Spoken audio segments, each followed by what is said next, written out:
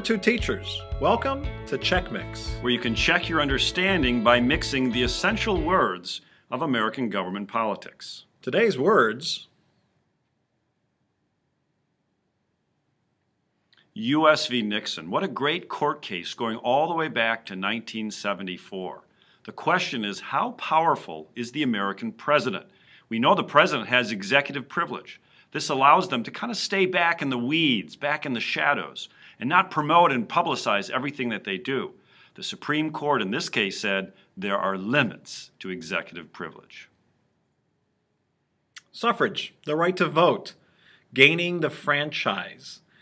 This is an example of democratization because originally every American citizen did not have suffrage rights. That was slowly increased with amendments like the 15th Amendment for former slaves, the 19th Amendment for women, the 26th Amendment for those who are 18, 19, and 20, and of course the Voting Rights Act of 1965, which gave protection against racial prejudice in suffrage rights. How do these words mix?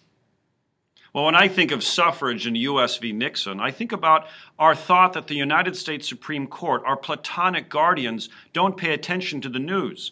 But in fact, we know the Supreme Court justices follow the election results and, more importantly, public opinion polls. And clearly in the early 1970s, the American people were beginning to worry that we had an imperial president.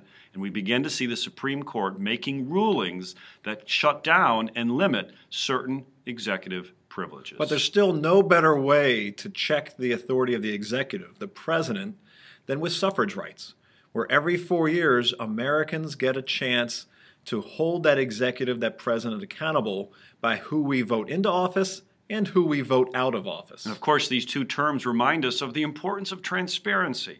How transparent should our government be? In a government of we the people, how much information should we know about our executive? U.S. v. Nixon. Suffrage. Check mix. No fancy words. No fancy suits. Plain talk about issues you need to know. Just in time.